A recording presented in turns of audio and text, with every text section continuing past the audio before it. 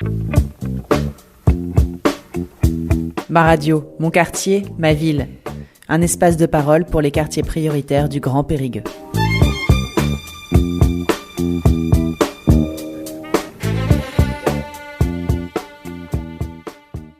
Mon quartier, ma ville. Aujourd'hui, nous avons l'honneur d'être à la Visitation, car je vais vous présenter deux artistes. Marc Pichelin, que vous connaissez déjà dans le quartier, et aussi Placide, un grand dessinateur qui va exposer à la Visitation. Je suis entourée de plein de cadres dessins. Bonjour Placide. Bonjour Patricia. Bonjour Marc.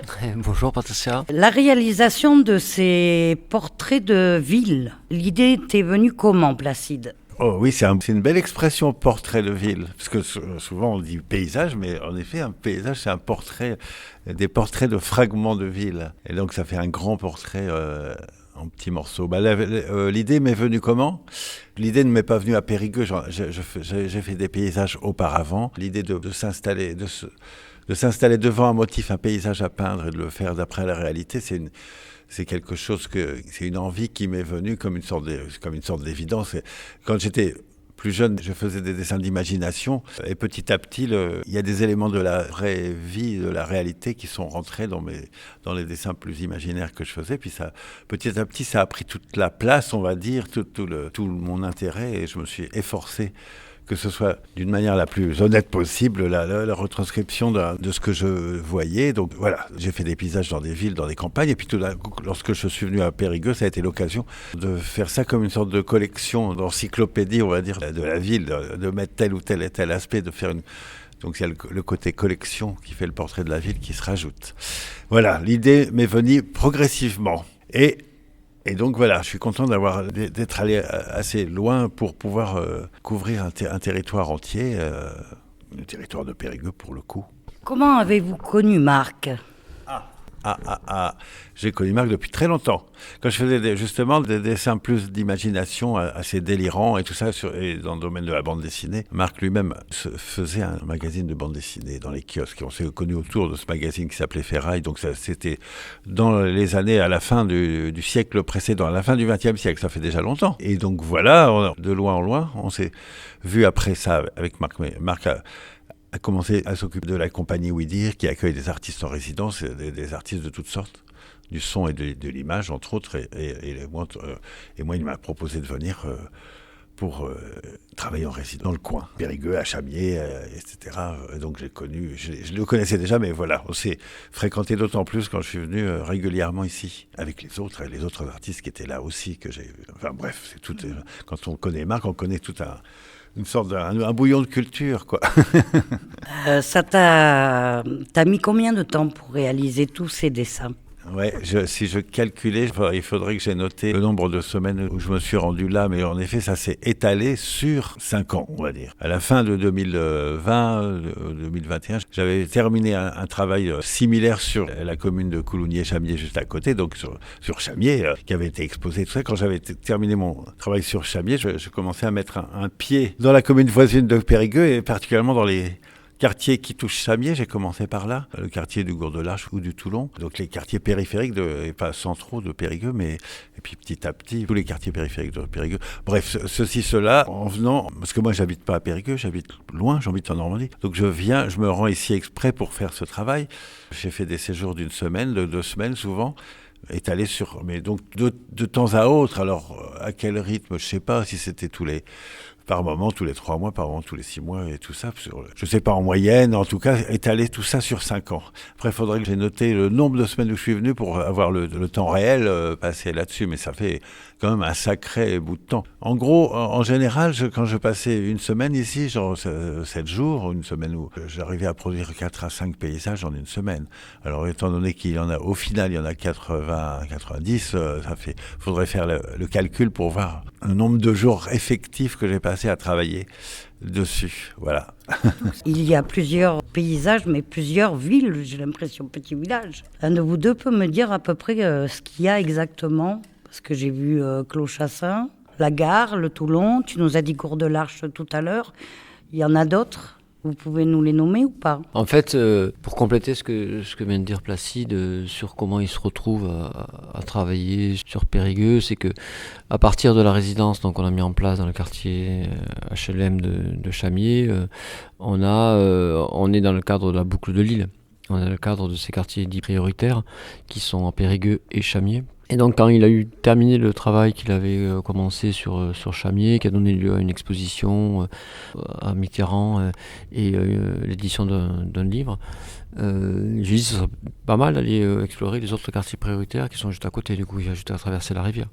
Donc il a commencé par observer 2 Chamiers, et puis après il a traversé la rivière, il est allé voir de l'autre côté, et puis donc évidemment le Gour de l'Arche naturellement, il a glissé sur le bas Toulon, le Toulon, et puis il est allé jusqu'à la gare, parce qu'il y avait des choses assez fascinantes, surtout avec la démolition de la passerelle qui s'annonçait, etc. Et puis en fait, il n'a pas pu s'arrêter, quoi. Il a débordé largement le cadre des politiques de la ville et du contrat-ville, et il est allé explorer, faire le tour un tour complet des quartiers de Périgueux, donc Vaisonne, Saint-Georges, etc., etc., quoi. Voilà, jusqu'au centre-ville, parce que du coup, l'idée c'était vraiment de faire les quartiers périphériques, et en fait, il s'est quand même intéressé au Large. toute la ville. Voilà, l'idée on le perçoit dans l'expo, mais on le perçoit d'autant plus dans le livre qui accompagne l'expo. L'idée, c'est vraiment d'observer la ville autrement. C'est-à-dire que on est vraiment sur le portrait de ville, comme tu disais tout à l'heure, mais en fait, on a un portrait de ville, d'une ville qu'on voit de façon ordinaire, en fait. Hein. Et en fait, comment cet ordinaire, il devient extraordinaire, comment il devient fascinant, en fait, par le dessin, par la peinture. Et justement, on essaie de voir comment la ville, elle peut être vue autrement que par ces monuments, très très connus, ou ses caractères touristiques un peu, tu vois, sa vision touristique, carte postale, on dit, voilà. Donc là, on essaie d'éviter ces clichés, on va dire, pour essayer de voir vraiment la ville comme elle est au quotidien, et d'essayer d'en faire une vision un peu différente de ce qu'on voit habituellement, ou de ce qu'on défend de Périgueux, voilà. Et ça parle de la ville contemporaine, en fait, tout simplement. Cette exposition, elle va durer combien de temps? Elle va durer assez longtemps, donc... Nous sommes fin novembre, ça va commencer bientôt. Elle dure depuis le 25 novembre de cette année, 2025, mais jusqu'à l'année prochaine, donc jusqu'au 14 février de l'année prochaine. Ça fait beaucoup, c'est pas mal. Ça fait tout le mois de décembre, tout le mois de janvier, la moitié du mois de février, plus quelques jours fin novembre, enfin, voilà. Ça fait 2 mois et demi d'expo, c'est bien, c'est super. Et genre, en plus, ici à la Visitation, c'est ouvert tous les jours de la semaine, ça c'est bien aussi, et gratuit, bien entendu, c'est bien de le dire, mais c'est ouvert tous les jours à des horaires un peu larges et tout ça. Je peux les donner au micro pour informer les gens. Le lundi, le mardi, le jeudi et le vendredi, de 13h30 à 19h, donc c'est en tout cas l'après-midi tout entière jusqu'à 19h.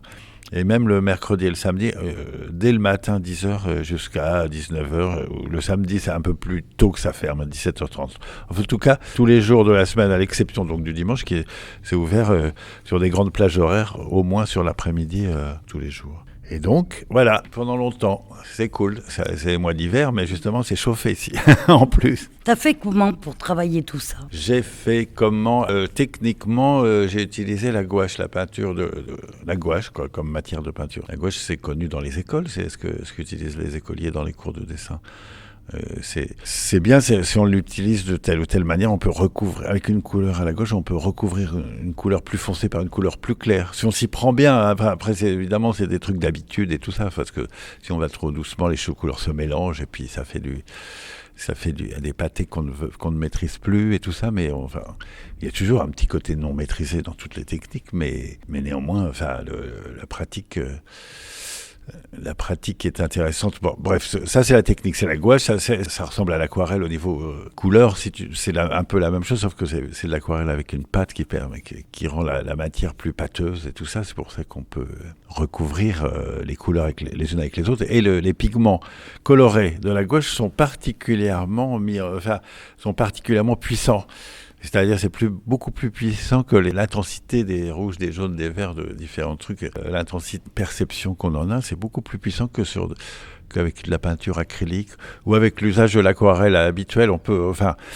Donc du coup, il y a une puissance, une intensité colorée qui est très intéressante sur la gouache. Et puis donc, le fait de pouvoir recouvrir comme ça permet une précision. Et on peut faire des aplats, des grandes surfaces colorées puissantes en intensité colorée. Puis ensuite, dans des tout petits détails, recouvrir, faire des petits traits blancs pour préciser quelque chose qui est vu de très loin et tout ça, on peut aller... même si après, si on regarde à la loupe, évidemment, c'est toujours de l'approximation, mais c'est pas grave, c'est une question d'impression visuelle, de transcription de la perception visuelle qu'on a face à la réalité. Donc j'ai fait comment ? Voilà, j'ai sorti mes tubes de gouache, comme à l'école. Je fais une petite palette sur une assiette en porcelaine pour... et puis voilà, voilà. Si c'est ça la question, comment j'ai fait techniquement, sinon comment je fais ? Je fais du repérage, même des fois du jour pour le lendemain. Je fais des tours de quartier, je fais dans des rues, je réfléchis, est-ce que je pourrais m'installer ici ou là ? Est-ce que le point de vue est intéressant ? Est-ce que le cadrage est intéressant ? Puis après, est-ce que je peux mettre mon tabouret à tel ou tel endroit ? Est-ce qu'il n'y aura pas trop ? Est-ce que je gêne pas le passage ? Est-ce qu'il n'y a pas de voitures qui vont me gêner ? Tout ça. Donc il y a plein de critères qui font que je choisis des endroits. Parfois, je fais du pré-repérage, mais après, je m'y rends le jour même et puis je retourne encore pendant 1 heure ou 2 avant de me décider, je vais me mettre là finalement parce qu'il y a tel ou tel critère qui m'arrange. Puis pouvoir faire des cadrages, les choses... Et trouver des sujets, les objets dans le paysage qui sont les maisons, les monuments, les poteaux, tout ça souvent d'une manière assez frontale, bien les montrer, pas forcément jouer avec des perspectives.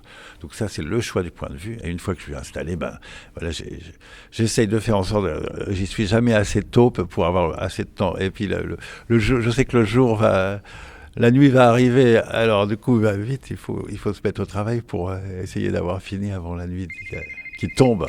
Oh pardon, il y a une sorte de sonnerie intempestive. Je vois énormément de dessins, de créations. Et en fait, par rapport aux angles, justement, comment tu choisis vraiment l'angle parfait pour te positionner ? J'essaye d'être frontal, de ne pas être de biais, mais c'est pas toujours possible. Quand je parcours une rue, un pâté de maison, me mettre tel ou tel, je choisis des angles par rapport à des choses que je veux représenter, mais je choisis évidemment les objets représentés dans cette vue. Les objets représentés, c'est une importance.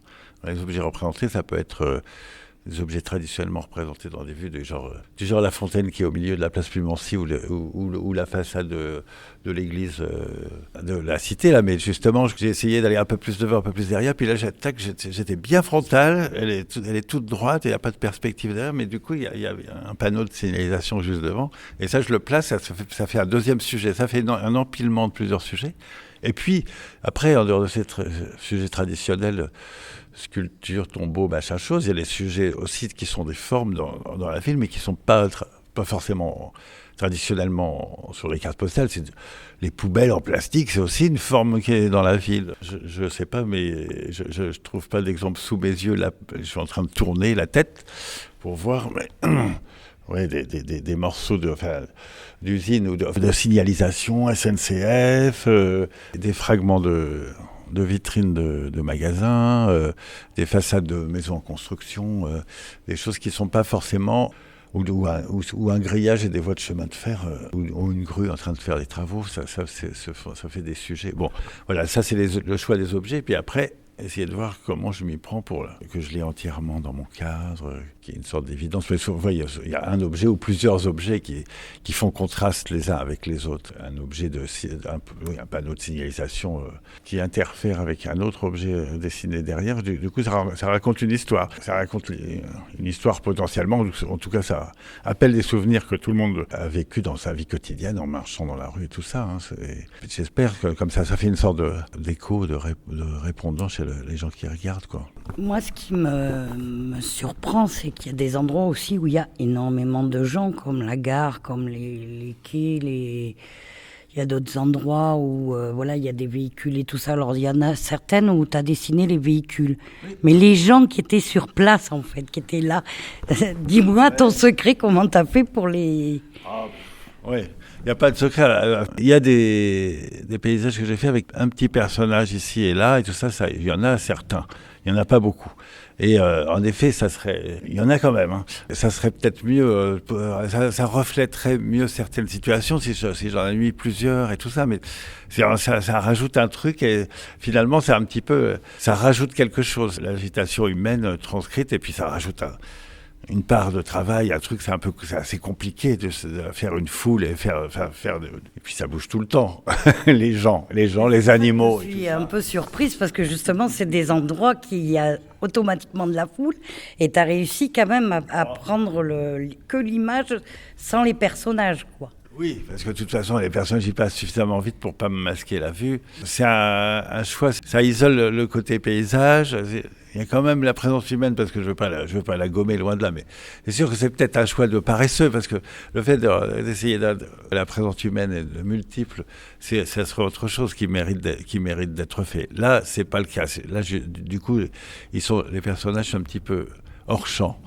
Le fait d'y arriver, disons que c'est plus facile de faire comme ça que d'essayer de mettre les personnages dedans. Je suis là suffisamment longtemps pour qu'il y a des personnages qui passent. Après, il reste pas à me boucher la vue. Hein. Les gens, ça bouge tout le temps. Hein. Pas que les gens, les animaux, quand je suis dans la nature et tout, etc., les trucs vivants. Y aura-t-il un soir d'inauguration de cette exposition ? Oui. L'expo est ouverte, comme le disait Placide, à partir du 25, donc de mardi, mais l'ouverture officielle, elle est le 27 à 19h. Voilà, avec la présence de nous deux et du livre donc qui officiellement sera sorti à ce moment-là. Il va être en librairie là où il est en librairie cette semaine là à Périgueux. Donc on pourra le trouver dans les principales librairies de la ville. Et après nous on sera là pour présenter le travail et on pourra rencontrer Placide pour lui reposer des questions et voilà. Oui, le 27 à partir de 19h. Ouais. Ce qu'on peut rajouter, c'est que le lendemain, le 28, on sera en dédicace à la librairie Barbeau. Un dédicace sera évidemment le 27. Et le lendemain, certainement, on sera donc le samedi, on sera à la librairie Les Ruelles, au moment du marché. Voilà. Et puis après, Placide va revenir sur une semaine d'ateliers, d'animation, d'intervention au mois de janvier, autour du 20 janvier, où la ville donc, de Périgueux organise par son service du patrimoine tout un tas de rencontres avec l'artiste dans l'expo et puis des ateliers, des choses comme ça. J'en profite, parce qu'on a parlé de l'exposition, mais pour dire qu'en effet, il y a ce livre qu'on a réalisé avec les gouaches qui sont exposées. Elles sont aussi reproduites dans ce livre qui s'appelle Périgueux d'après nature. Dans le livre, il y a quelque chose, on a fait ce livre à deux. Donc Marc a écrit des textes sur tous les lieux que j'ai peints.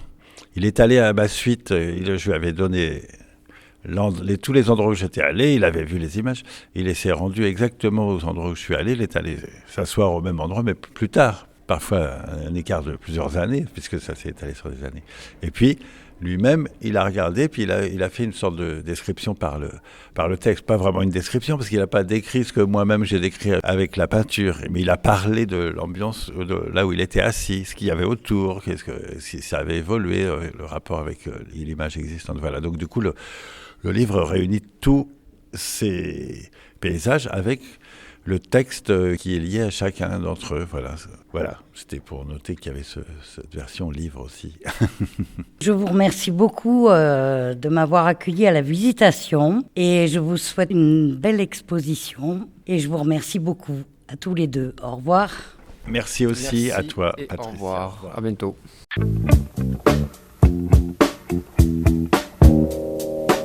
C'était Ma radio, mon quartier, ma ville.